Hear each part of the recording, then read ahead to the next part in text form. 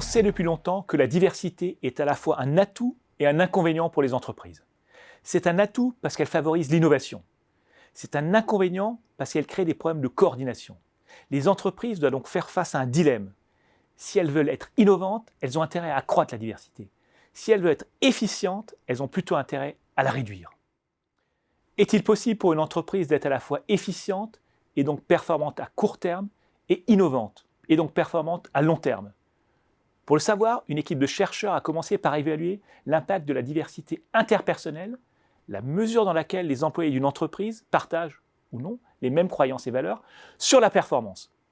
Les résultats montrent que plus la diversité interpersonnelle est forte dans une entreprise, moins sa performance économique est élevée. Ce n'est pas vraiment une surprise.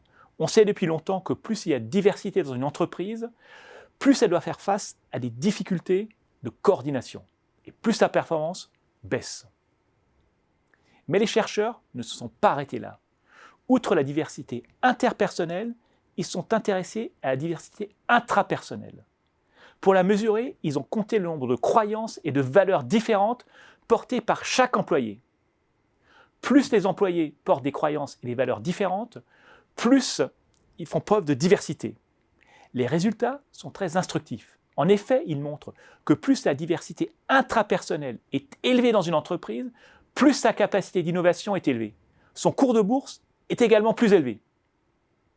Que peut-on retenir de cette étude? Pour améliorer sa capacité d'innovation, une entreprise peut accroître la diversité interpersonnelle. Le problème est que cela aura un impact négatif sur son efficience. Si elle veut améliorer sa capacité d'innovation sans perdre en efficience, elle a plutôt intérêt à accroître sa diversité intrapersonnelle. Dans une entreprise, accroître la diversité intrapersonnelle consiste par exemple à recruter plus d'employés multiculturels. Comme ils portent un nombre de croyances et de valeurs différentes, ils sont très créatifs et ils se coordonnent facilement avec les autres employés de l'entreprise. Le seul problème est que ces profils sont rares.